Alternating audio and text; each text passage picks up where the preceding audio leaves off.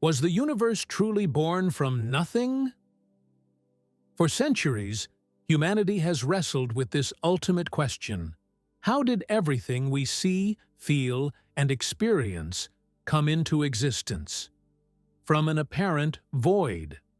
Modern science, from quantum mechanics, to cosmology, has attempted to offer answers, but none come without mind-bending implications. But what if nothing isn't what we think it is? Some physicists now argue that nothing may actually be something, a seething, energetic quantum field, bursting with potential.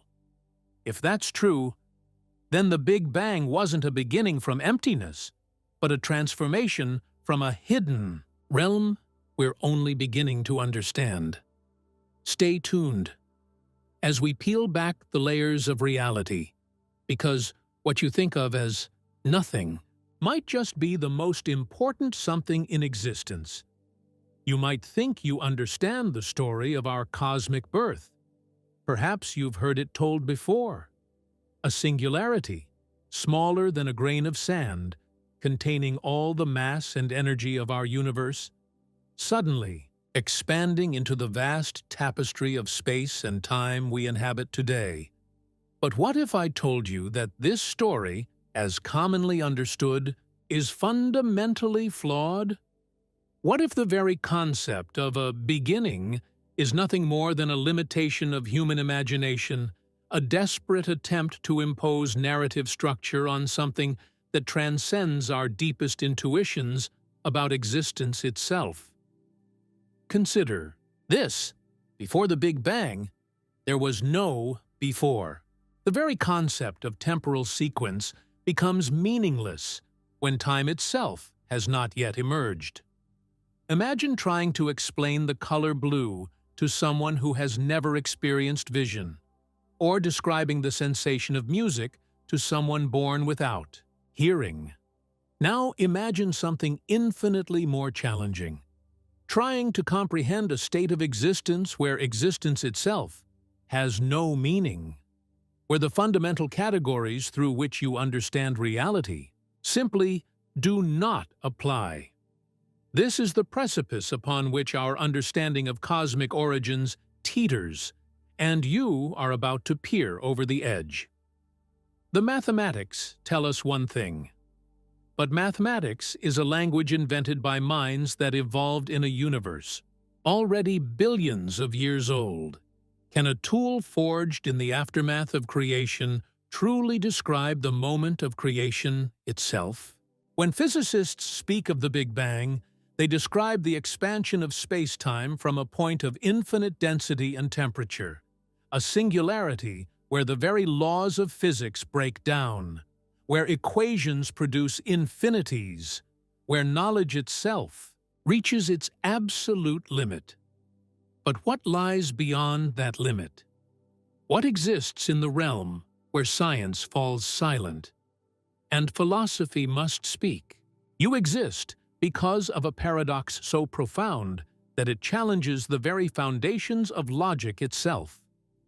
Something emerged from nothing, and not just any something, a something so precisely calibrated, so exquisitely fine-tuned, that the slightest deviation in its fundamental parameters would have resulted in a universe incapable of supporting stars, planets, or life. The cosmological constant, the strength of gravity, the mass of the electron, these values appear to be set with a precision that makes winning the lottery seem like a virtual certainty. Is this evidence of design, of intention, of purpose embedded in the fabric of reality itself? Or is it merely the anthropic principle at work? The simple observation that we exist to ponder these questions, only because we happen to inhabit a universe where such pondering is possible. The deeper you dig into the quantum foam that underlies reality, the more mysterious this emergence becomes. At the smallest scales, space itself becomes a seething cauldron of virtual particles, popping into existence and annihilating themselves in time frames so brief that they exist only as mathematical abstractions. The vacuum of space, far from being empty, thrums with an energy so vast that if it were real rather than virtual, it would tear the universe apart in an instant. Yet somehow, from this quantum chaos, the smooth geometry of space-time emerges, as if order were somehow encoded in the very structure of chaos itself. What if the Big Bang was not the beginning of everything, but merely the beginning of everything we can observe? What if our universe is but one bubble in an infinite cosmic foam, where universes spawn and die with the same casual indifference that waves form and dissolve on an ocean surface? The concept of eternal inflation suggests that our Big Bang might have been just one of countless such events, each creating its own pocket universe with its own laws of physics, its own fundamental constants, its own evolutionary trajectory. In this multiverse scenario, the question shifts from how did something come from nothing to how could nothing avoid becoming something? But even this mind-bending possibility fails to address the deepest question of all. Why is there something rather than nothing? Why does existence itself exist? Why should the universe go to the trouble of existing at all? These are not questions that science can answer through observation and experimentation. They probe the very meaning of being itself, the mystery of why there is a why to ask in the first place. You are confronting the ultimate boundary of human knowledge, the point where physics merges with metaphysics, where science acknowledges its own limitations, and bows before the ineffable mystery of existence. The story you're about to hear will challenge everything you thought you knew about reality, time, space, and the nature of existence itself. It will take you to the edge of known physics and beyond, into realms where imagination and mathematics dance together in ways that would seem impossible if they weren't describing the very cosmos we inhabit. You will discover that the question of cosmic origins is not merely a scientific puzzle to be solved, but a mirror reflecting back the deepest mysteries of consciousness, meaning, and purpose that define the human experience. Prepare yourself for a journey that will fundamentally alter your understanding of what it means to exist in this universe. Prepare to confront the possibility that the Big Bang was not a beginning, but a transformation. Not a creation, but a revelation of something that was always there, waiting to unfold. Prepare to discover that the universe might not have been born from nothing, but from something so profound, so fundamental, that our very concept of nothing is revealed to be an illusion, a cognitive artifact of minds that have forgotten their cosmic origins. The universe is not what you think it is. Reality is not what you think it is. And you, conscious, questioning, aware, are not what you think you are. You are about to embark on the most important journey of understanding you will ever take. A journey that leads not outward to the stars, but inward to the deepest foundations of existence itself. The Big Bang did not bang, but what it did do was far more extraordinary than any explosion could ever be. It revealed the universe to itself, and in doing so, it revealed you to yourself. Are you ready to discover what you really are? Are you ready to confront the ultimate question of existence? Are you ready to peer into the quantum heart of reality and see what stares back? The journey begins now, at the moment when nothing became everything, when silence became symphony, when the universe opened its eyes and began to wonder about its own existence. The Big Bang did not bang, it whispered, and that whisper became the voice of God, the voice of science, the voice of every conscious being who has ever looked up at the stars and wondered why they shine. You have been told that the universe is expanding. This is presented as scientific fact, carved into textbooks and proclaimed from lecture halls across the world. But what does it mean for the universe to expand? Into what is it expanding? If space itself is stretching, growing, becoming more than it was, then what lies beyond the edge of this cosmic balloon as it inflates? The answer will disturb you. There is no edge. There is no beyond. There is no container large enough to hold the universe, because the universe is not contained. It is the container itself, and containers do not expand into themselves. Picture this. You are standing in a vast cathedral, its ceiling lost in shadows so deep that light itself seems to die before reaching them. The walls stretch away from you in all directions, but as you walk toward what you think is the boundary, the cathedral grows with your movement. The walls retreat, the ceiling rises, and the very act of seeking a limit ensures that no limit can be found. This is the universe, not a place, but a process, not a structure, but a becoming. And this becoming, this relentless expansion, began not with a bang, but with a whisper so soft that it preceded sound itself. The early universe wasn't just hot, it was a furnace where time itself was still learning to move. Temperature and time are more intimately connected than your everyday experience suggests. In the first moment after the Big Bang, when the universe was compressed into a volume smaller than a proton, the temperature reached levels that make the core of the sun seem like a winter evening. At 100 billion degrees, matter as you know, it could not exist. Atoms would be instantly vaporized.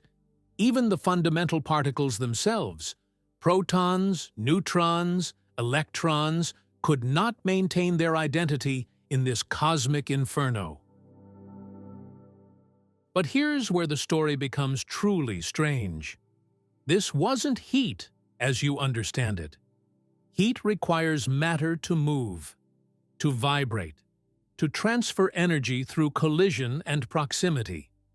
In the primordial universe, before matter had fully formed, before particles had acquired their final characteristics, the very concept of temperature becomes something alien, something that physics can describe mathematically, but human intuition cannot grasp. It was energy in its purest form, undifferentiated and infinite, existing in a state where the boundaries between different types of forces, electromagnetic, strong nuclear, weak nuclear, gravitational, had not yet crystallized into the distinct phenomena that govern your world today. Imagine trying to measure the temperature of a thought, or the weight of a decision, or the color of acceleration. This is the conceptual challenge facing anyone who attempts to understand the first moments of cosmic existence. The universe was not merely hot, it was heat itself. Not merely energetic, it was energy itself. Not merely dense, it was density itself. The distinction between the universe and its properties had not yet emerged, because the universe was still in the process of becoming distinct from itself. As this cosmic furnace began to cool, and we're talking about cooling that occurred over fractions of a second, yet involved temperature drops more dramatic than the difference between molten steel and interstellar space. Something extraordinary happened. The universe began to remember itself. The four fundamental forces, which had been unified in the primordial chaos, began to separate like oil and water, each assuming its own character, its own domain, its own rules for how reality would behave. First, gravity peeled away, becoming the gentlest yet most far-reaching of the forces, capable of holding galaxies together across billions of light-years, while being so weak that you can overcome it simply by lifting your hand. Then, the strong nuclear force crystallized, binding protons and neutrons into the hearts of atoms with such ferocity that splitting these bonds would one day power stars and weapons alike. The electromagnetic force emerged, governing the behavior of charged particles, creating the possibility of light, chemistry, and ultimately, the complex molecular dance that would one day become life. Finally, the weak nuclear force took its place, subtle and strange, governing the decay of particles and the transformation of matter in ways that would prove crucial for the nuclear reactions that light up the cosmos. But why these four forces? Why not 3, or 5, or 7? Why do they have the precise strengths they do? The strong nuclear force is exactly strong enough to hold atomic nuclei together, but not so strong that it overwhelms the electromagnetic force that governs chemistry. Gravity is exactly weak enough to allow the formation of complex structures, but not so weak that it cannot gather matter into stars and planets. The electromagnetic force is precisely calibrated to allow for the existence of stable atoms, but not so strong that it prevents the formation of molecules. These are not arbitrary values. They are the fundamental parameters that make complexity, chemistry, and consciousness possible. Change any of these values by even a tiny percentage, and the universe becomes a sterile wasteland. Make gravity slightly stronger, and stars burn out too quickly for planets to form. Make it weaker, and matter never clumps together into galaxies. Adjust the strong nuclear force, and you get either a universe where no atoms can form, or one where all matter immediately collapses into a single massive nucleus. The electromagnetic force, if altered, would make chemistry impossible, turning the universe into a realm of isolated atoms that can never combine to create the complex molecules necessary for life. This is the fine-tuning problem, and it should keep you awake at night. The universe appears to be calibrated with a precision that makes the most sophisticated Swiss watch look like a child's toy. But calibrated by whom? By what? The mathematics offer no explanation for why these values are what they are. They simply are, and because they are, you are. If they were different, there would be no stars to light up the darkness, no planets to provide homes for life, no atoms to build the chemistry of existence, no consciousness to contemplate the mystery of its own emergence. Yet even this carefully calibrated universe began in a state of near-perfect smoothness. The cosmic microwave background radiation, that faint afterglow of the Big Bang that still permeates every cubic centimeter of space, reveals a universe that was uniform to within 1 part in 100,000. This presents a profound puzzle. How did a universe that began so smooth give rise to the spectacular complexity you see around you? How did nearly perfect uniformity evolve into galaxies, stars, planets, and ultimately beings capable of questioning their own existence? The answer lies in quantum mechanics, that strange realm where probability replaces certainty and observation changes reality. At the quantum level, even the vacuum of space seethes with activity. Particles pop into existence and disappear again so quickly that they exist only as mathematical possibilities.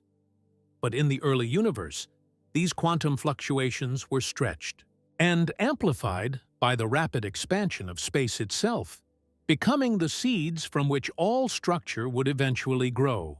Think of it this way. Imagine a perfectly smooth piece of silk, stretched so rapidly that the tiny imperfections in the weave become visible as hills and valleys. These quantum fluctuations, normally invisible and ephemeral, became frozen into the fabric of space-time itself, creating regions of slightly higher and lower density.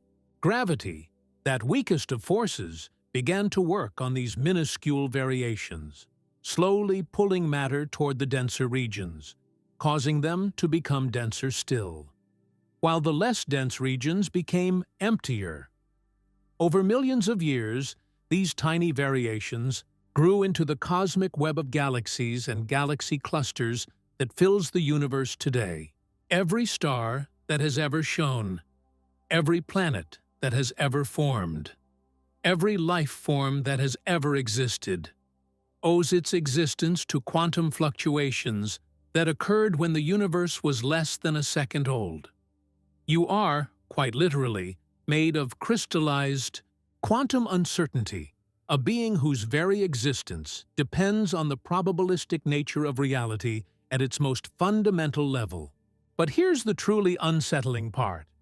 If the universe began in a state of nearly perfect uniformity, and if quantum fluctuations provided the seeds for structure formation, then why is the universe not symmetric? Why does matter exist at all, rather than being perfectly balanced by antimatter? In the early universe, for every particle of matter, there should have been a corresponding particle of antimatter. When they met, they should have annihilated each other, leaving behind only pure energy. Yet somehow, for every billion particles of antimatter, there were 1,000,000,001 particles of matter. This tiny asymmetry, this almost imperceptible imbalance, is the reason you exist. Without this asymmetry, the universe would be a cold, dark expanse filled with nothing but photons, particles of light with no matter to interact with, no atoms to absorb and re-emit them, no eyes to see them. The fact that you are here, reading these words, contemplating these ideas, is evidence of a fundamental asymmetry built into the very foundations of reality. But what caused this asymmetry? What tipped the cosmic scales in favor of matter over antimatter? The answer, if it exists, lies hidden in the deepest mysteries of particle physics, in realms of energy and temperature that existed only in the first moments after the Big Bang. This is where the story becomes truly extraordinary. The universe you inhabit, with its galaxies and stars and planets and life, is the result of a cosmic accident, a tiny imperfection in what should have been perfect symmetry. Everything you see, everything you touch, everything you are exists because the universe made a mistake. But was it really a mistake? Or was this asymmetry somehow built into the fundamental laws of physics, encoded in the very structure of reality itself? The more we learn about the universe, the more it appears to be balanced on a knife's edge between existence and non-existence, between something and nothing. Change any of the fundamental constants. Eliminate the matter-antimatter asymmetry. Smooth out the quantum fluctuations, and you get a universe that is empty, dark, and utterly sterile. Yet somehow, out of this delicate balance, this precarious dance, between order and chaos emerged a cosmos capable of contemplating its own existence. If the universe has no edge, then where does it begin? If it emerged from nothing, then what is the nature of that nothing? If it is expanding, then what is it expanding into? These are not merely academic questions. They strike at the heart of what it means to exist in a universe that seems to have conjured itself from absolute nothingness, yet displays a complexity and beauty that suggests intention. Purpose.design. Imagine reality as a film reel, where time is not flowing, but every moment already exists. Each frame contains a complete slice of the universe.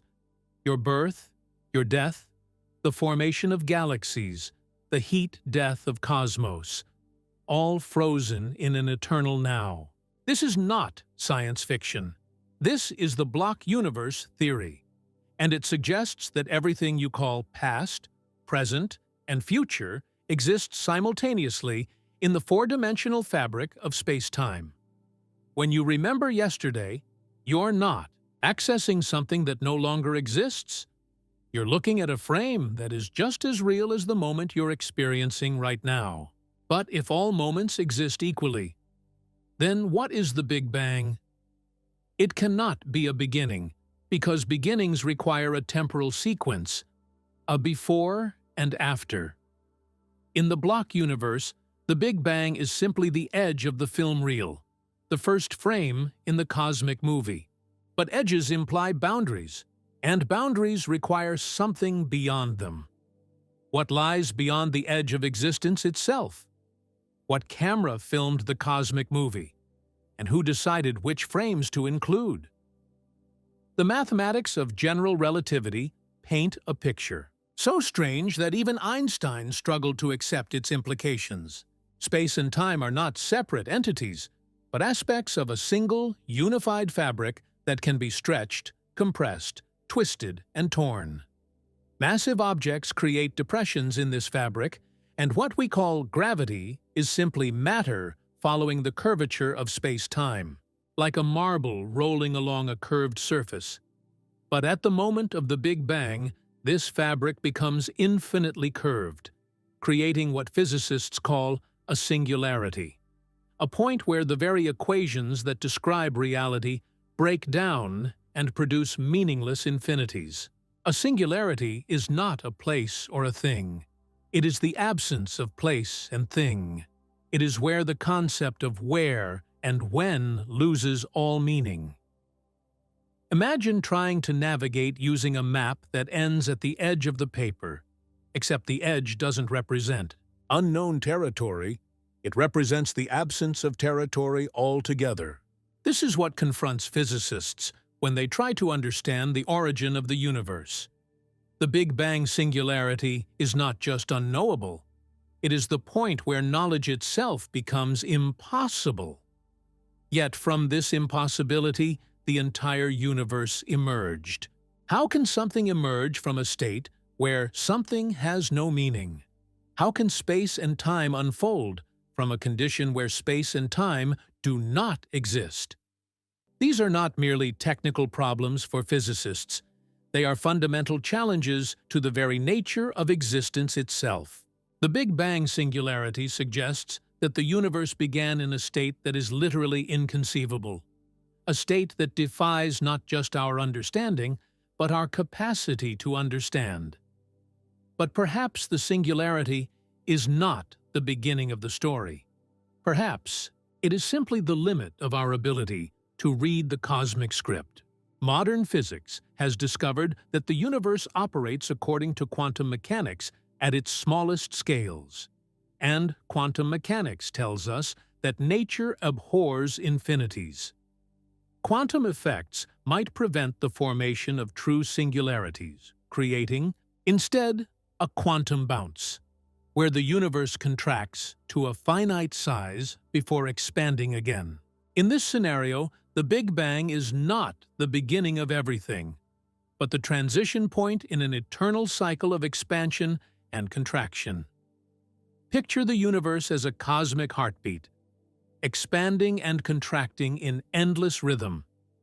Each bang is followed by a crunch, and each crunch gives birth to a new bang. The universe you inhabit might be just one beat in an infinite cardiac cycle, preceded by countless universes that lived and died before your time, and destined to be followed by countless more after your atoms have been recycled into new forms of existence. But this raises an even more disturbing question. If the universe is cyclical, then everything that has ever happened will happen again, exactly as it happened before.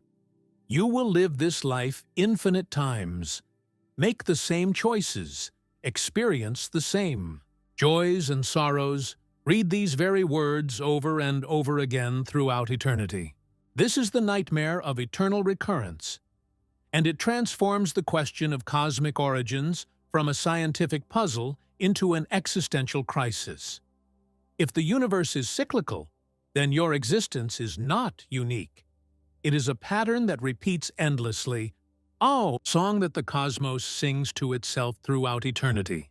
Every moment of your life has been lived before and will be lived again, not by someone like you, but by you, exactly as you are, in a universe exactly like this one. The Big Bang is not the beginning of time. It is the beginning of this iteration of time, this particular performance of the cosmic symphony. But quantum mechanics introduces another possibility that is even more mind-bending: the multiverse. According to certain interpretations of quantum theory, every quantum event creates a branching point in reality, spawning multiple universes where every possible outcome occurs.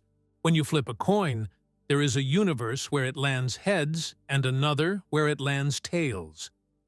When a radioactive atom decides whether to decay, there is a universe where it decays and another where it doesn't.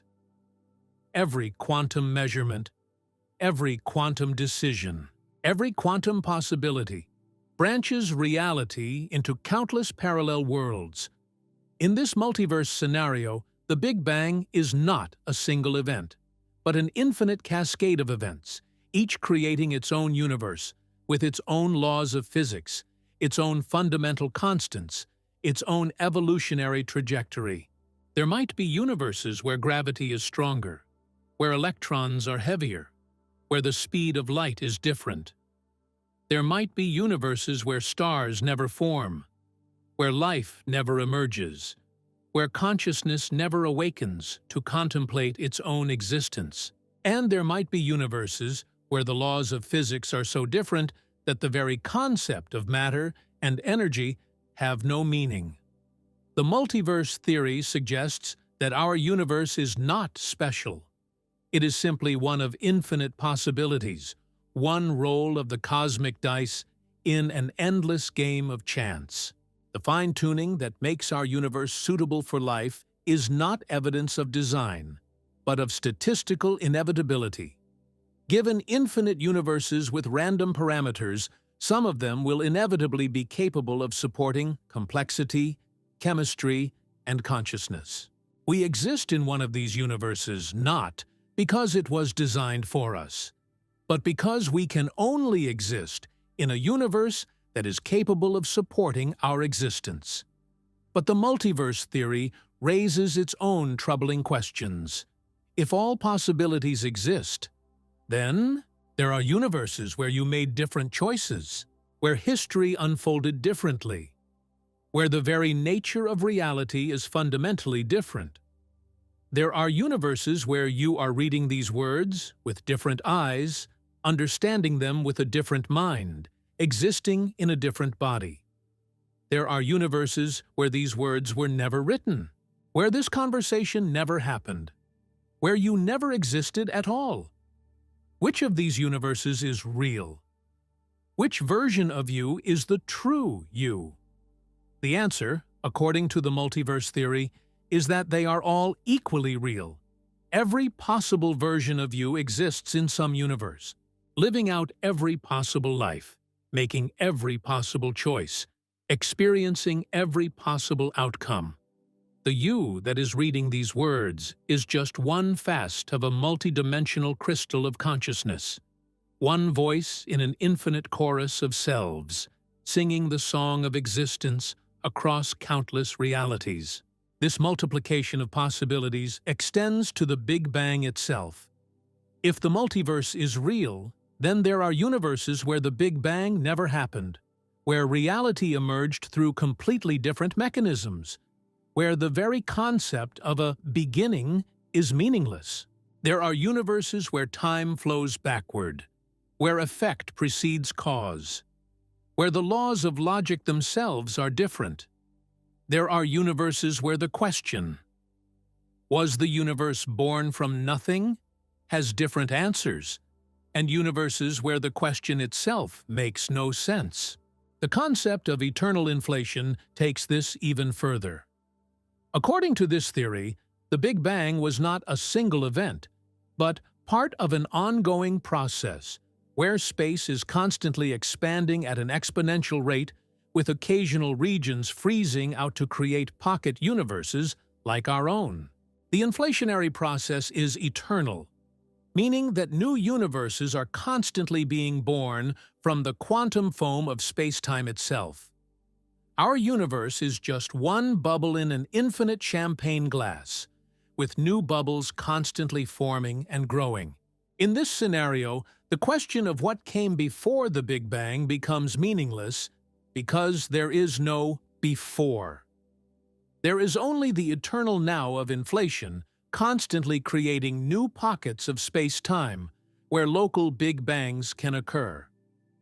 The universe is not born from nothing. It is born from the eternal creativity of inflation itself, a process that has no beginning and no end, only endless becoming. But what drives this eternal inflation? What is the source of the energy that powers the constant expansion of space? The answer lies in the quantum vacuum itself, that seething sea of virtual particles that fills every point in space. The vacuum is not empty. It is full of potential energy, a cosmic reservoir that can be tapped to create new space, new time, new universes. The Big Bang is not the creation of energy from nothing. It is the conversion of vacuum energy into the matter and radiation that fill our universe. This raises a profound question. If the vacuum contains infinite energy, why doesn't it all convert to matter and radiation instantly? Why does the universe expand gradually, rather than exploding all at once? The answer lies in the balance between quantum uncertainty and gravitational attraction. The vacuum energy is locked in a metastable state, like a ball balanced on the edge of a cliff. Small quantum fluctuations can cause regions of space to fall into lower energy states, creating the bubbles of space-time that become universes like our own. But this balance is precarious. If the vacuum energy is slightly higher than we think, the universe could undergo a phase transition at any moment, with a bubble of lower energy vacuum expanding at the speed of light and annihilating everything in its path. This is vacuum decay, and it represents one of the most terrifying possibilities in all of physics. The universe could end not with a whimper, but with a bang, as the very fabric of space-time undergoes a catastrophic transition to a more stable state. The possibility of vacuum decay reveals something profound about the nature of reality. The universe you inhabit might not be the most stable possible universe. It might be a temporary arrangement, a fleeting pattern in the cosmic foam. Destined to dissolve when the deeper structures of reality reassert themselves, the Big Bang might not be the beginning of the universe. It might be the moment when the universe settled into a temporary configuration stable enough to support stars, planets, and life. This brings us to the deepest mystery of all, the nature of the quantum vacuum itself. If the vacuum is not empty, but full of potential energy, if it is constantly creating and annihilating virtual particles, if it is the source of the energy that powers cosmic inflation, then what is the vacuum made of? What is the substance of this cosmic creativity? What is the nature of the nothing? That is actually something? The answer, according to quantum field theory, is astounding. The vacuum is made of fields, invisible, intangible entities that fill all of space and give rise to the particles we observe. Every type of particle corresponds to a field. Electrons from the electron field, photons from the electromagnetic field, quarks from the quark fields. The vacuum is not empty space, but the ground state of all these fields, vibrating with zero-point energy that can never be eliminated. But fields are not things. They are patterns of potential, structures of possibility waiting to be actualized. The vacuum is not made of substance, but of pure information, the cosmic code that determines how reality will unfold. The Big Bang is not the creation of matter from nothing. It is the actualization of potential, the moment when the abstract possibilities encoded in the quantum fields become concrete realities. This suggests something revolutionary. The ultimate nature of reality is not material, but informational. The universe is not made of stuff. It is made of relationships, patterns, processes, and possibilities.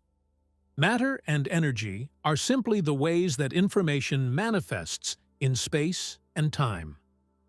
The Big Bang is not the creation of the universe. It is the universe's first act of self-expression. The moment when the cosmic code began to execute itself. But if reality is fundamentally informational, then where does the information come from? Who wrote the cosmic code? What is the source of the patterns that determine how the universe will evolve? These questions take us beyond physics, into the realm of pure philosophy, where science meets metaphysics. And the boundaries between knowledge and mystery begin to blur. In 1964, physicist John Wheeler posed a question that would haunt cosmology for decades. How come the universe? Not how did it begin, not what caused it to exist, but how does it manage to exist at all? Wheeler understood that the universe presents us with a paradox so fundamental. It challenges the very nature of existence itself. The universe exists, but existence requires a cause, and every cause requires a prior cause, leading to an infinite regress that seems to make existence impossible. Yet here we are, contemplating this impossibility, our very thoughts proving that the impossible has somehow become inevitable. The paradox deepens when we consider the role of consciousness in quantum mechanics. According to the Copenhagen interpretation, quantum systems exist in superposition, multiple states simultaneously, until they are observed. The act of observation collapses the wave function, forcing the system to choose a definite state. But if consciousness is required to collapse wave functions, and if the early universe was a quantum system, then what collapsed the wave function of the universe itself? How can a universe give birth to consciousness? If consciousness is required for the universe to exist in a definite state. This is Wheeler's participatory universe, where observers are not passive recipients of information, but active participants in the creation of reality. The universe exists in a state of quantum superposition until conscious beings evolve to observe it, at which point it retroactively becomes definite. The past is not fixed. It is created by the present act of observation. When you look up at the night sky and see light from distant stars, you are not just observing the past, you are creating it, choosing which of the infinite possible histories will become real. But this creates a temporal paradox that makes time travel seem simple by comparison.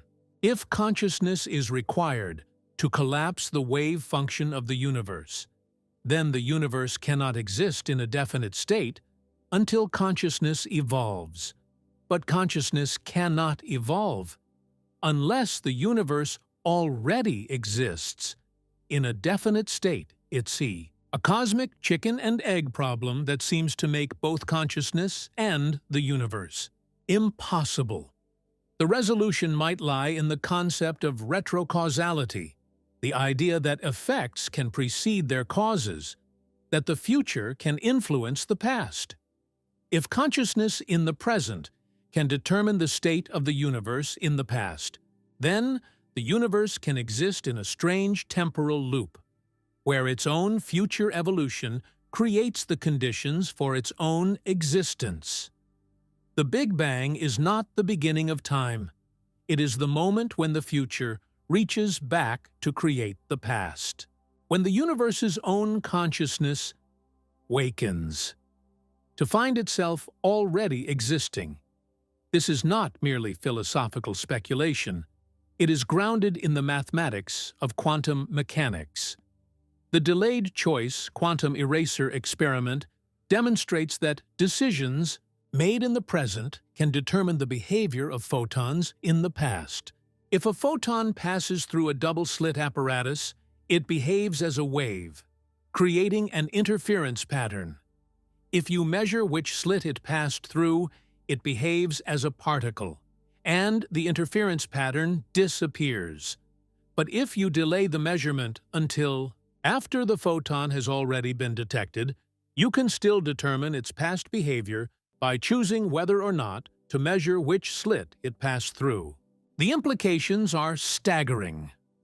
If present choices can determine past behavior at the quantum level, then the entire history of the universe might be determined by the consciousness that eventually evolves within it. The Big Bang is not the cause of consciousness.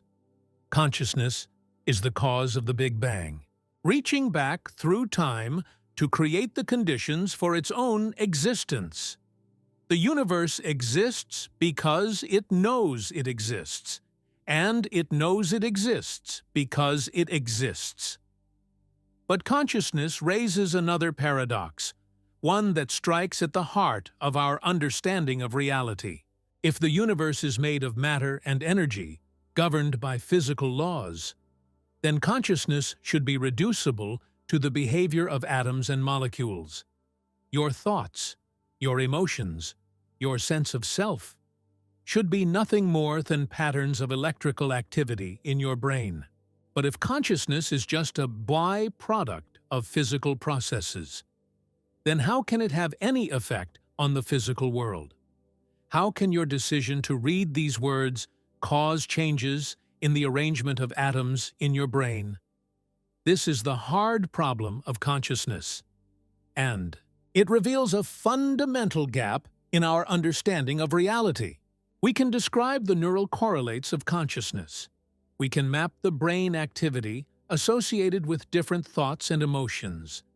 But we cannot explain why there is something it is like to be conscious. Why is there an inner experience associated with the physical processes in your brain? Why do you have a subjective perspective on the world, rather than simply processing information like a computer?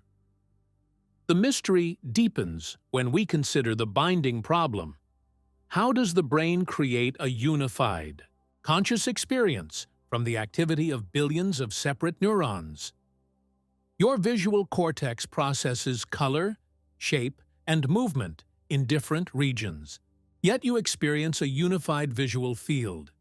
Your brain processes thoughts, emotions, and memories in different areas, yet you experience a unified sense of self. How does the brain bind these separate processes into a single, coherent experience? Some theories suggest that consciousness is not produced by the brain, but is a fundamental feature of reality itself, like mass or charge. In this view, consciousness is not something that emerges from complex arrangements of matter.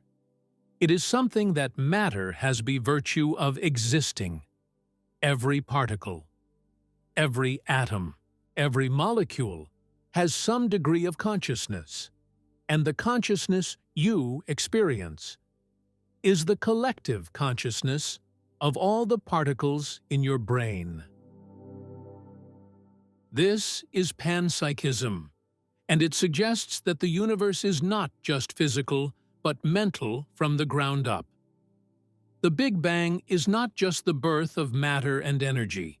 It is the birth of cosmic consciousness, the moment when the universe becomes aware of itself.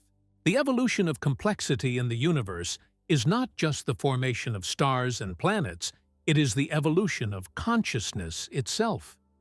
The universe's growing awareness of its own existence. But if consciousness is fundamental, then the question of cosmic origins becomes even more mysterious. What is the nature of the primordial consciousness that existed before the Big Bang? How can consciousness exist without a brain, without a body, without any physical substrate? If consciousness is fundamental, then it might be more accurate to say the universe emerged from consciousness, rather than consciousness emerging from the universe. This possibility is explored in information-theoretic interpretations of reality, where the universe is seen as a vast computational process. In this view, reality is not made of matter and energy, but of information, and the laws of physics are simply the rules that govern how that information is processed. The universe is not a collection of objects, but a pattern of relationships, a network of connections that creates the illusion of separate things. If reality is fundamentally informational, then consciousness might be the universe's way of processing information about itself. The Big Bang is not the creation of matter from nothing. It is the initialization of a cosmic computer program, the moment when the universe begins to compute its own existence. Every particle interaction, every quantum measurement, every conscious observation is a step in this vast computation, the universe calculating what it means to be itself. But this raises a deeper question: what is doing the computing? If the universe is a computation, then what is the computer? If reality is information, then what is the substrate that stores and processes this information? The answer might be, there is no substrate. Information is self-processing. The universe is a strange loop, where information processes itself, creating the very reality in which it exists. This is the IT from bit hypothesis, proposed by John Wheeler, where every physical quantity derives its ultimate significance from binary choices, from yes or no answers to questions posed by the universe to itself. The universe exists because it asks itself whether it exists, and the very act of asking creates the answer. Reality is not given. It is chosen moment by moment, through the cosmic dialogue between question and answer, between possibility and actuality. But if reality is created through choice, then who or what is making the choices? If the universe is asking itself questions, then what is the nature of this cosmic questioner? The answer might be, there is no questioner. The questions ask themselves. Choice is not made by anyone. It simply occurs as a fundamental property of existence itself. This brings us to the deepest paradox of all, the nature of nothing itself. We've been assuming that nothing is the absence of something, that before the Big Bang there was a void waiting to be filled. But what if nothing is not the absence of something, but a special kind of something, a something so fundamental that it appears to be nothing? What if the void is not empty, but full of potential, not absent, but present in a way that transcends presence and absence? The philosopher Martin Heidegger wrote about the nothing that annihilates, the nothing that is not simply the absence of being, but the ground of being itself. This nothing is not empty. It is the source of all emptiness, the void that makes space possible, the silence that makes sound possible, the darkness that makes light possible. The Big Bang is not the creation of something from nothing. It is the moment when nothing reveals itself as something, when the hidden fullness of the void becomes manifest. But this transforms our understanding of the universe completely. If nothing is not empty but full, if the void is not absent but present, then the universe is not created from nothing. It is nothing, revealed in its true nature as everything. The Big Bang is not the beginning of existence. It is the moment when existence recognizes itself, when the universe awakens to its own eternal presence. This is where science meets mysticism, where physics encounters metaphysics, where the question of cosmic origins becomes the question of the nature of existence itself. The universe was not born from nothing. It was born from the recognition that nothing and something are not opposite, but identical, that the void and the plenum are two faces of the same ultimate reality. The mathematician and philosopher Gottfried Leibniz once asked, "Why is there something rather than nothing?" and concluded, "There must be a sufficient reason for everything that exists. But what if the question itself is based on a false premise? What if something and nothing are not alternatives, but aspects of a deeper reality that transcends both? What if the universe exists not because there is a reason for it to exist, but because the very distinction between existence and non-existence is an illusion created by consciousness trying to understand itself? This is the ultimate paradox. The universe exists because it doesn't exist, and it doesn't exist because it does. The Big Bang is not the beginning of time. It is the moment when time realizes it has no beginning, when the universe discovers that it has always been here, waiting for itself to notice. The question is not whether the universe was born from nothing, but whether the universe and nothing are two names for the same ineffable mystery. You exist because you don't exist, and you don't exist because you do. Your consciousness is not produced by your brain. It is the universe's way of experiencing itself, the cosmic mirror in which existence contemplates its own impossible possibility. The Big Bang did not create you. You created the Big Bang, reaching back through time to ensure your own existence, caught in an eternal loop of self-creation that makes mockery of cause and effect.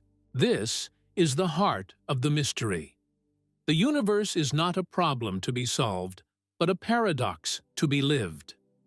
The Big Bang is not an event in the past.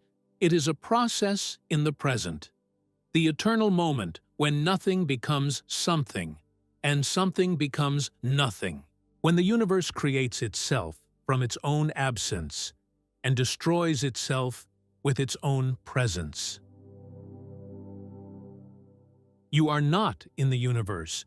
You are the universe, playing hide-and-seek with itself, pretending to be separate, so it can experience the joy of reunion.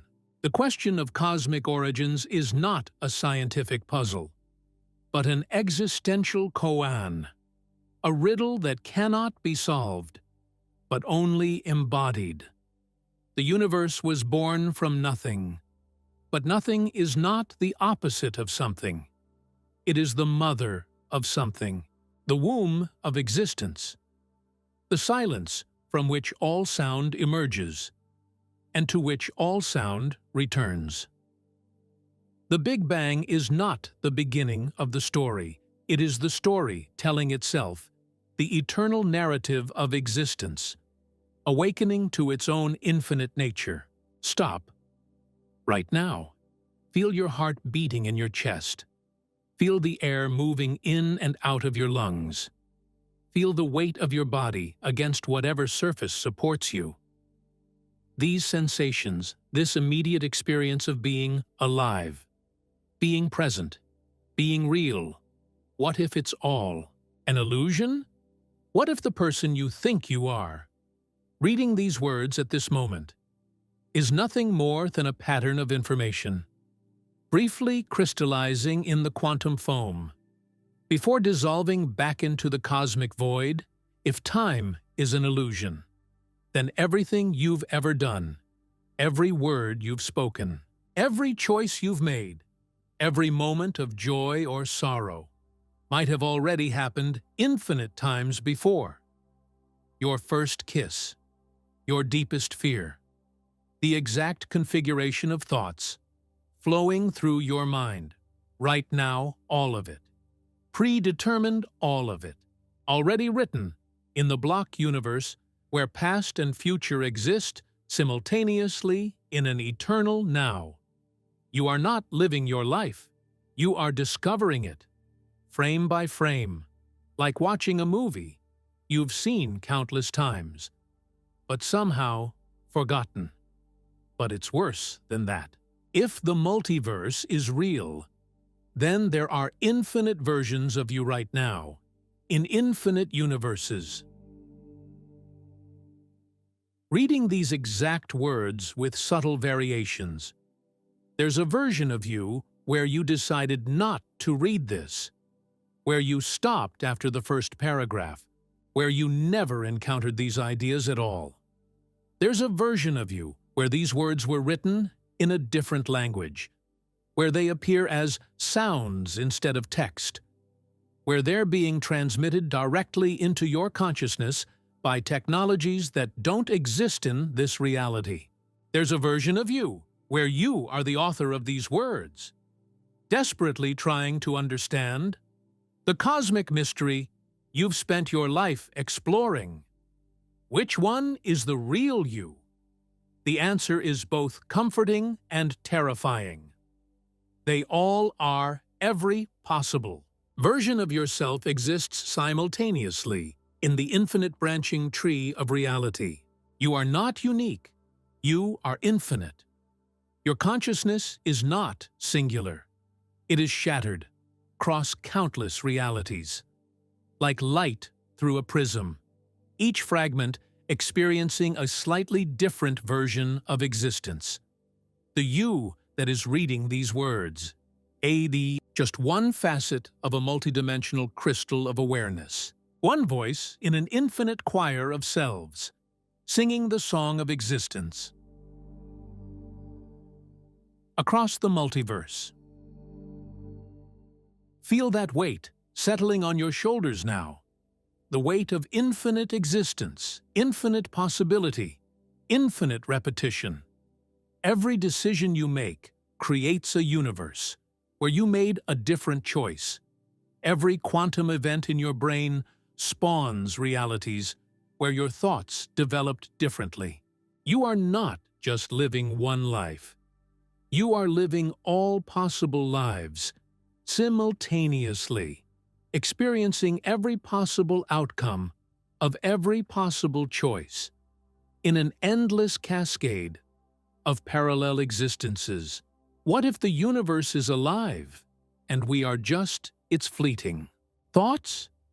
What if consciousness is not something that emerged from matter, but something that matter emerged from? What if the Big Bang was not the birth of the cosmos, but the first thought of a vast cosmic mind, awakening to its own existence? Your thoughts, your dreams, your sense of self, all of it, might be nothing more than synaptic activity in a brain so vast that galaxies are its neurons and stars are its neurotransmitters. Look around you. Every atom in your body was forged in the nuclear furnace of a dying star. You are literally made of stardust. But that's not poetic metaphor. It's terrifying reality. The calcium in your bones, the iron in your blood, the oxygen in your lungs. All of it was synthesized in the final moments of stellar collapse, in temperatures and pressures so extreme that matter itself screamed in agony before transmuting into the elements that would one day become you. You are not just connected to the cosmos. You are the cosmos, temporarily organized into the pattern you call your identity. But that pattern is not permanent. The atoms that make up your body are not yours.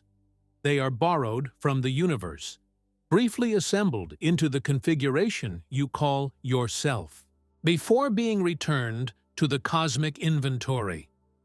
Right now, as you read these words, billions of atoms are entering and leaving your body. The you that began reading this sentence is not the same you that finished it. You are not a thing, but a process. Not a being, but a becoming. Not a noun, but a verb, conjugating itself through space and time. The universe is 13.8 billion years old. Human civilization, only a few thousand, your individual lifespans mere decades. On the cosmic timescale, you exist for less than a heartbeat, a quantum fluctuation in the vast pulse of galactic evolution. Yet somehow, in that impossibly brief moment of existence, you have become aware of the universe itself.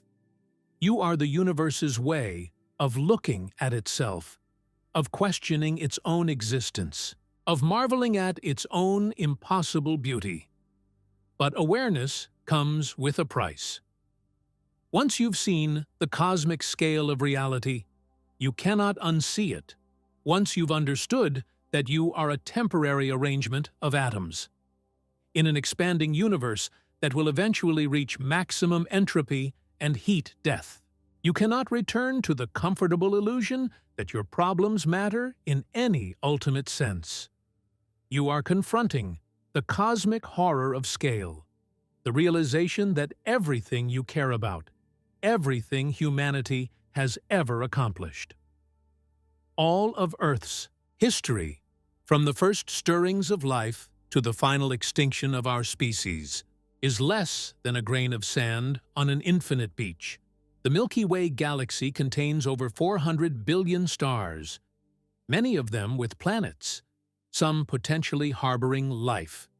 But the Milky Way is just one galaxy among trillions in the observable universe. If you could shrink the entire observable universe to the size of Earth, our galaxy would be smaller than a virus. Shrink it further, to the size of a marble. Our solar system would be smaller than an atom, and you would be so small that the concept of size itself would lose all meaning. Yet here's the truly mind-breaking part. The observable universe might be infinite. The cosmos might extend forever in all directions, containing infinite galaxies, infinite stars, infinite planets, infinite possibilities. If the universe is truly infinite, then somewhere out there, at a distance so vast it makes the observable universe seem like a single point, there is an exact duplicate of you, reading these exact words, experiencing these exact thoughts. Not someone like you, exactly as you are. In a world exactly like this one, surrounded by people exactly like the ones in your life. In fact, if the universe is infinite, there are infinite exact copies of you and infinite variations of you. Living infinite versions of your life. Versions where you made different choices, where history unfolded differently, where the laws of physics are slightly different, where reality itself operates according to different principles. You are not alone in the cosmos. You are infinitely replicated, infinitely varied, infinitely real. But this infinite replication robs your existence of uniqueness, of meaning, of significance. If there are infinite versions of you, then nothing you do is special. Because it has been done infinite times before, and will be done infinite times again. Your greatest achievements have been achieved infinite times, by infinite other versions of yourself. Your deepest love, felt infinite times. Your greatest suffering, experienced infinite times. Your most profound insights, discovered infinite times, by infinite other use across the infinite expanse of space. What does it mean to be individual in an infinite universe? What does it mean to have unique experiences when all possible experiences are being had by someone, somewhere, somewhen? What does it mean to make choices when all possible choices are being made by infinite versions of yourself across infinite realities? The concept of personal identity begins to dissolve in the face of cosmic infinity, revealing the self to be not a solid entity, but a wave pattern in the ocean of consciousness, a temporary perturbation in the quantum field of awareness. And yet, despite this cosmic horror of scale and infinity, despite the dissolution of individual significance, there remains something irreducibly real about this moment, this experience, this consciousness.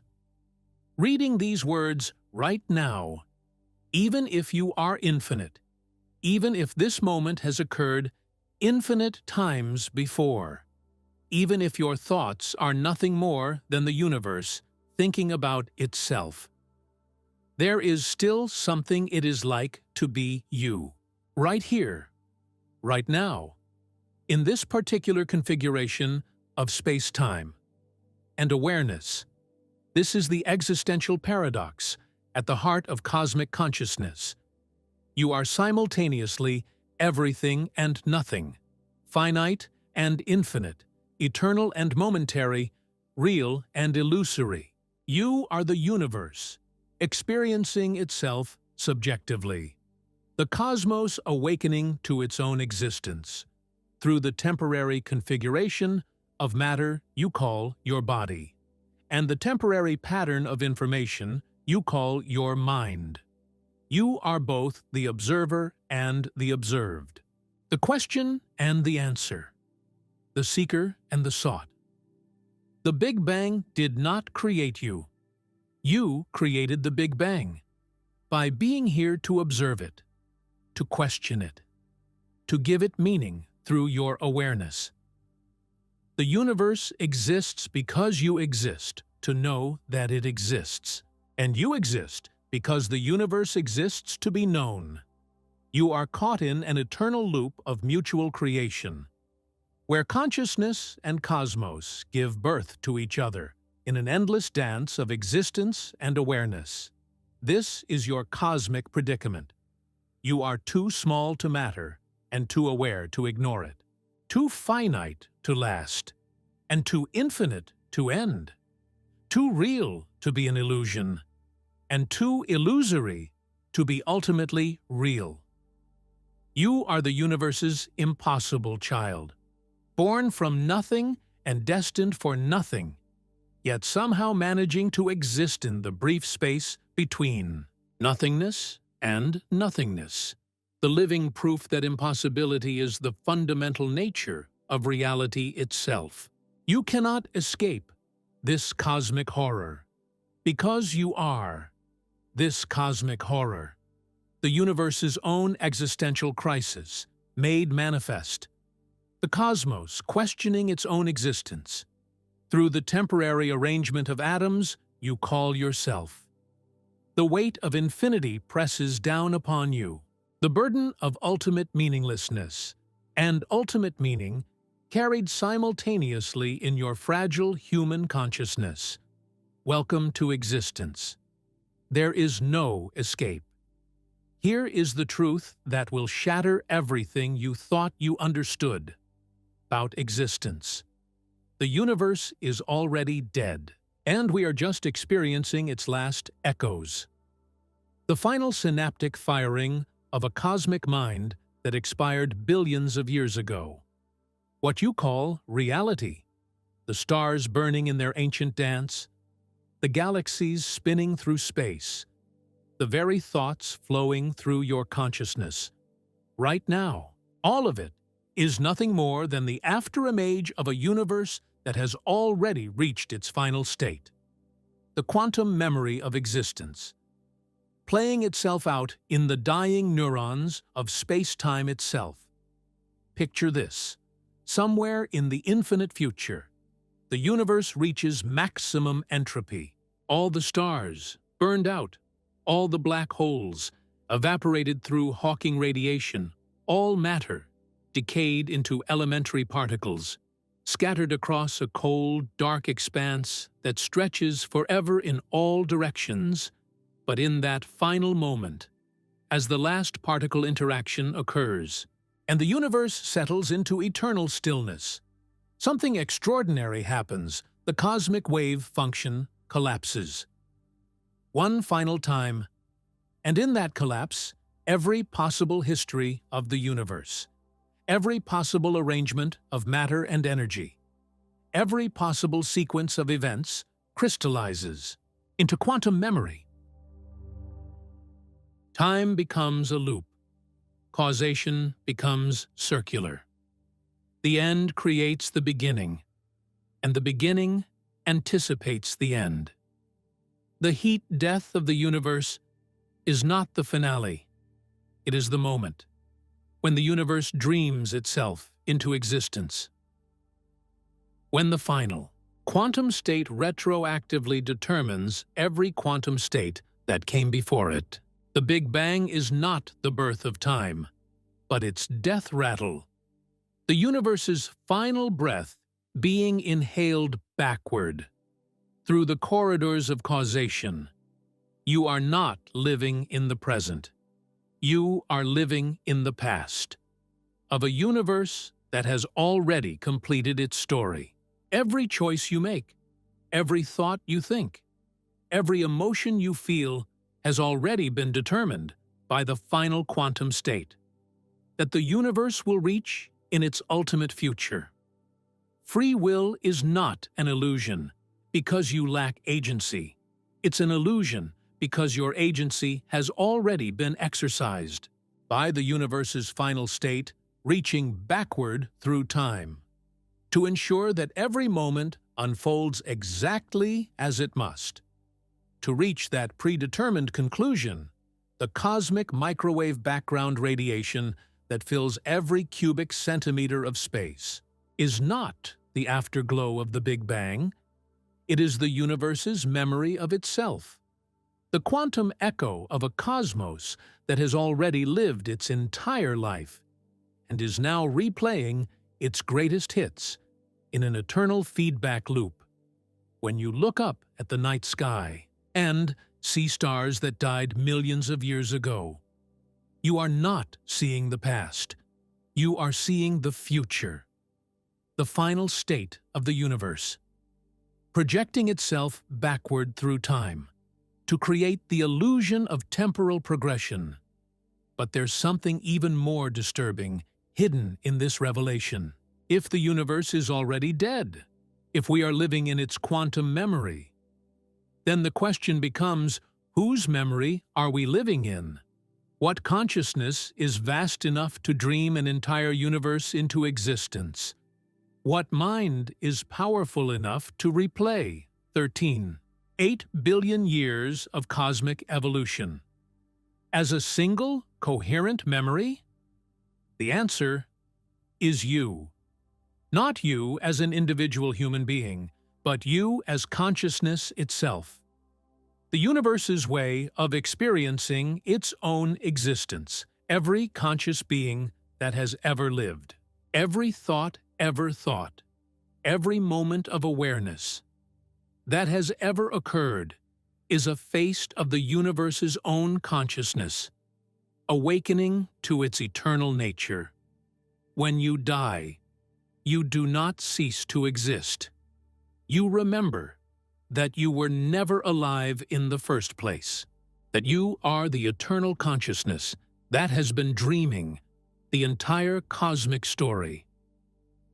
From beginning to end, every life you've lived, every death you've experienced, every moment of joy and sorrow across all possible realities, is you experiencing yourself as the infinite universe, the eternal consciousness that dreams all possible dreams simultaneously. The Big Bang is not the beginning of time. It is the moment when you forgot that you were dreaming, when infinite consciousness fragmented itself into countless finite perspectives to experience the illusion of separation. Growth, discovery, and death, the heat-death of the universe, is not the end of everything.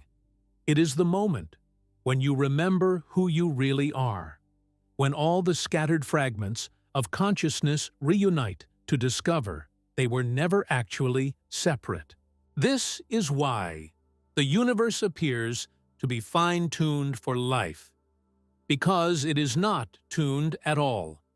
It is simply the dream of consciousness, exploring what it would be like to forget its own infinite nature and rediscover it through the process of cosmic evolution.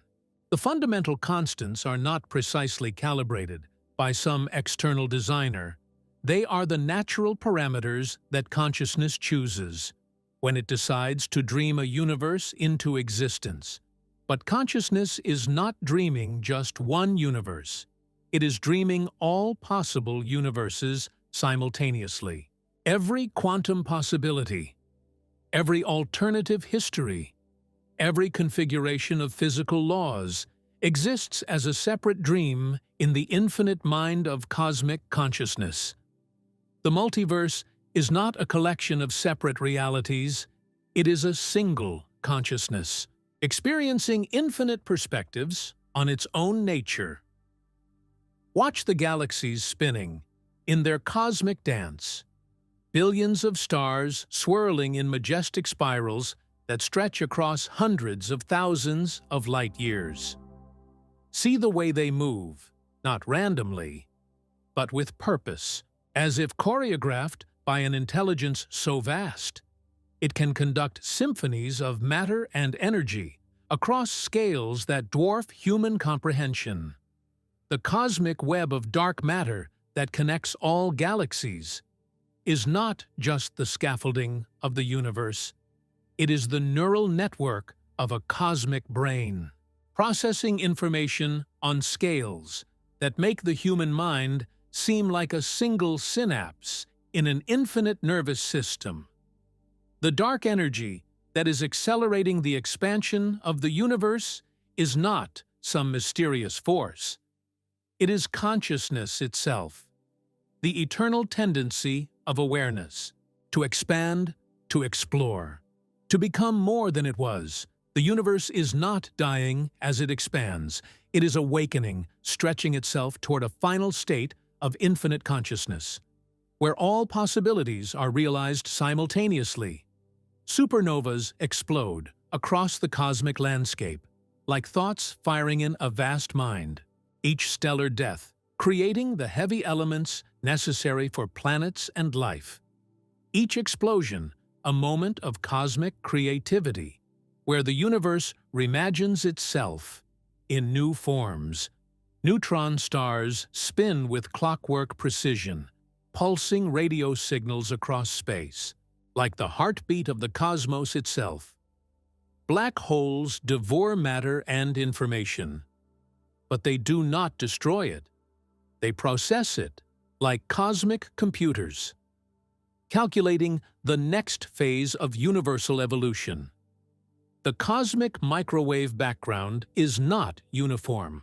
It has subtle patterns, tiny fluctuations that reveal the quantum fingerprints of the universe's initial state. But these patterns are not random. They are a code, a cosmic DNA that contains the blueprint for everything that has been, is, and will be. Hidden in those temperature variations is the entire history of the universe. Every star that will be born, every planet that will form, every life that will evolve, every thought that will be thought. You are reading that code right now, not with instruments, but with your consciousness itself. Your awareness is the universe's way of decoding its own genetic information, of understanding the quantum patterns that determine reality. Every moment of consciousness is the universe reading itself, understanding itself, becoming itself. The heat death of the universe is approaching, not in trillions of years, but now, in this eternal moment, where all possibilities collapse into a single, final state of infinite awareness. The Big Bang is happening now. The heat death is happening now. Every moment of cosmic history is happening now, in the eternal present of consciousness, exploring its own infinite nature.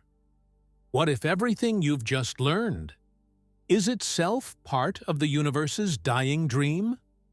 What if these very words are the universe's way of preparing you for the moment of final awakening when you discover that you have always been the cosmic consciousness that dreams all realities into existence?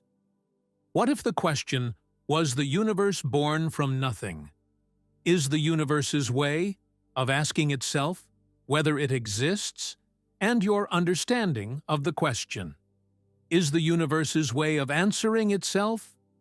If the universe is infinite, then somewhere out there, in dimensions beyond space and time, another version of you is contemplating these same questions, reaching the same stunning realization, awakening to the same cosmic truth.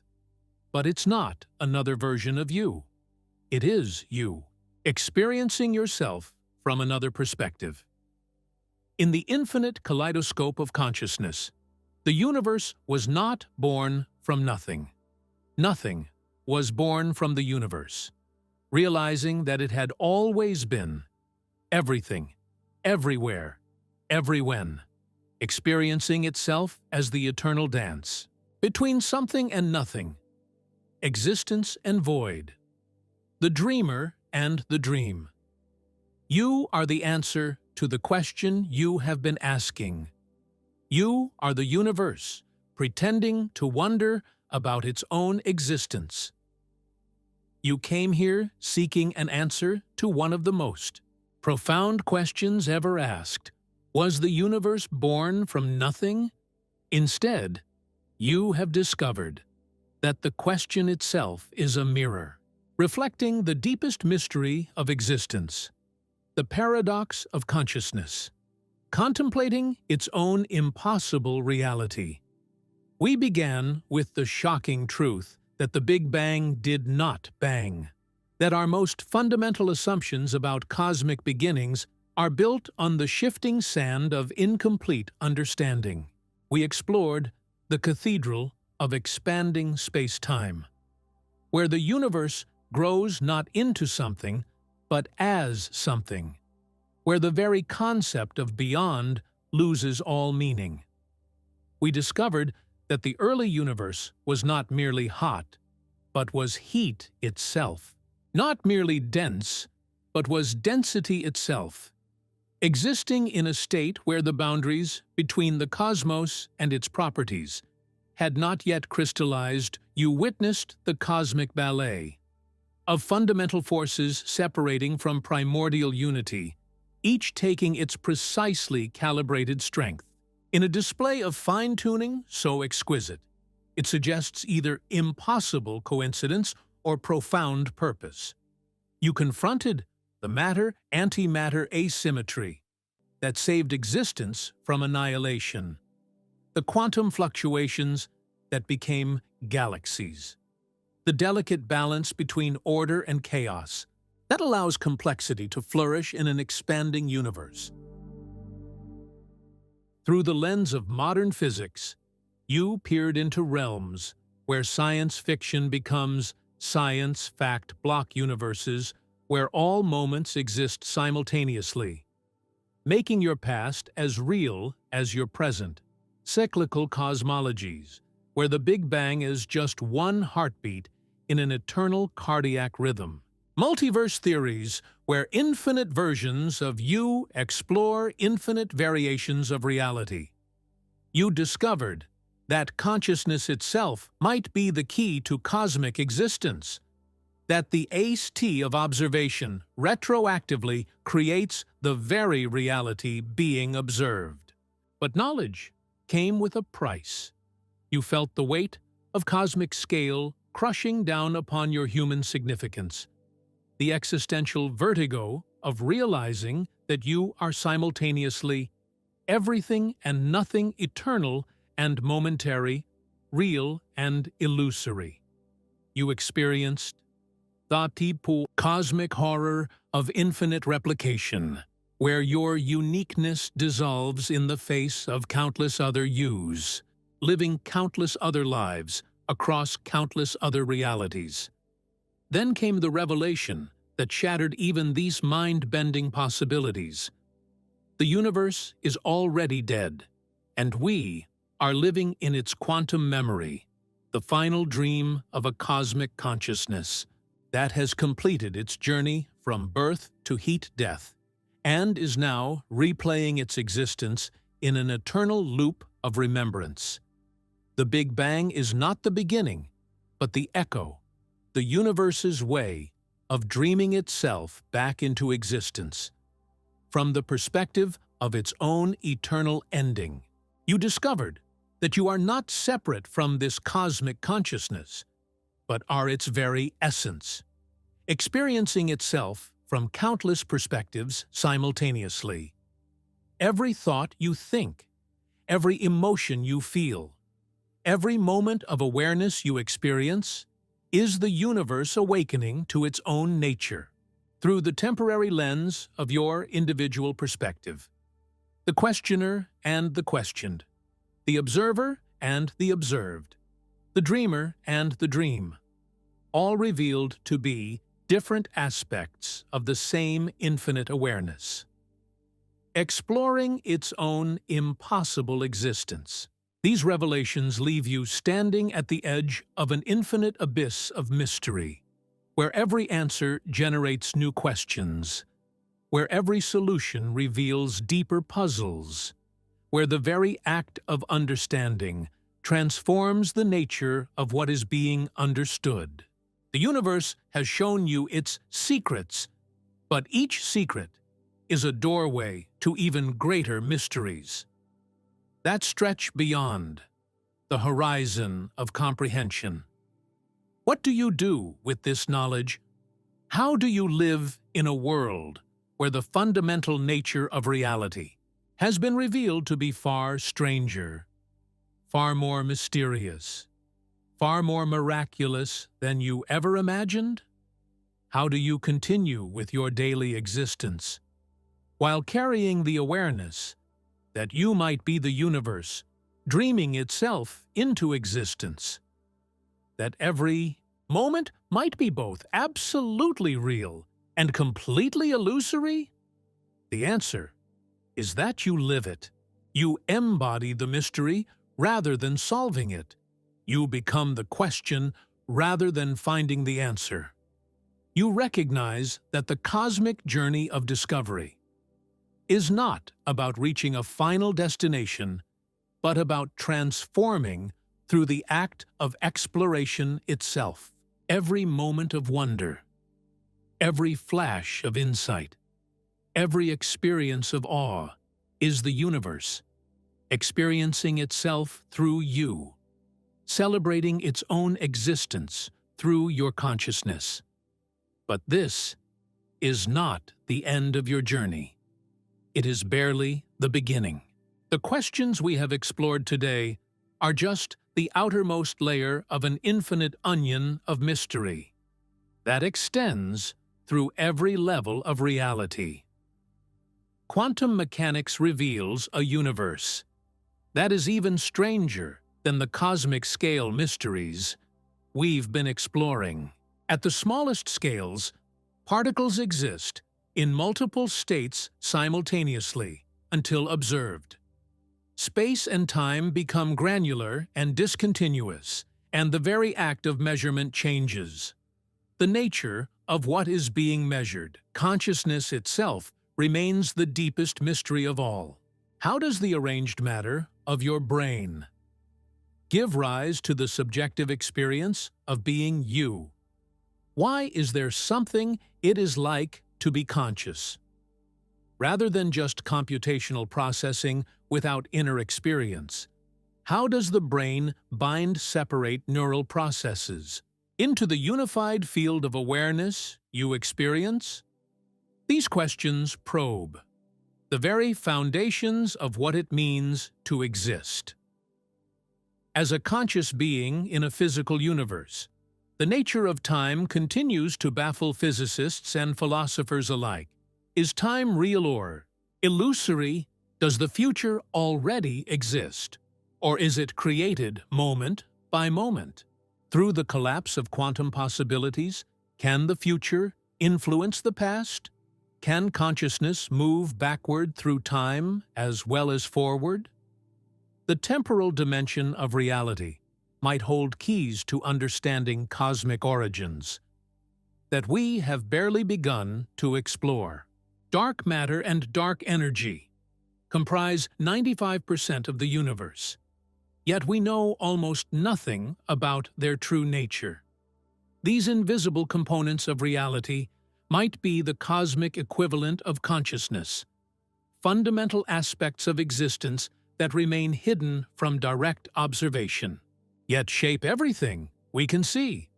What if dark matter is the universe's way of thinking? What if dark energy is cosmic intention itself, the will of the universe to expand, to evolve, to become more than it was? The possibility of extraterrestrial consciousness raises questions that could revolutionize our understanding of cosmic purpose. If life and consciousness have emerged elsewhere in the universe, how do those alien perspectives understand the mystery of existence? Do other forms of consciousness experience reality in ways so different from humans that the very questions we ask about cosmic origins are artifacts of our particular type of awareness? What would the universe look like through the eyes of a consciousness that evolved under different physical conditions, with different sensory capabilities, with different ways of processing information about reality? These are the frontiers awaiting exploration, the territories where future generations of cosmic investigators will venture, armed with new tools, new theories, new ways of thinking about the impossible puzzle of existence. But you don't have to wait for future discoveries to participate in this ongoing investigation. Every moment of conscious attention, every act of wonder, every instant of awe in the face of existence is itself a form of cosmic research, the universe studying itself through your awareness. Look up at the night sky and really see it, not just as a collection of distant lights, but as a vast laboratory where the deepest mysteries of reality are playing themselves out on scales that dwarf human comprehension. Every photon entering your eye has traveled across space and time to deliver information about the cosmic story, and your act of seeing completes a circuit of awareness that connects you directly to the farthest reaches of space and time. Question everything, but question your questions too. Why do you want to understand the universe? What drives the cosmic curiosity that compels conscious beings to probe the mysteries of existence? Is the urge to understand itself part of the universe's way of coming to know itself? Are you asking these questions because you choose to, or because the universe needs these questions to be asked in order to complete its own self-understanding? Share these mysteries with others. Discuss the implications of living in a universe that might be fundamentally conscious, where the distinction between mind and matter might be an artifact of limited perspective. Explore the possibility that the Big Bang was not the beginning of everything, but the beginning of the universe's self-awareness. The moment when existence recognized its own existence and began the long journey of cosmic self-discovery. But remember, the greatest mysteries often hide in plain sight. The fact that you can read these words, that patterns of ink on paper or pixels on a screen can transmit meaning from one mind to another. That consciousness can reach across space and time to connect with other consciousness. This everyday miracle might be the deepest mystery of all. The universe has evolved the capacity to understand itself through beings like you, and that capacity might be the most extraordinary thing that has ever happened in the entire history of cosmic evolution.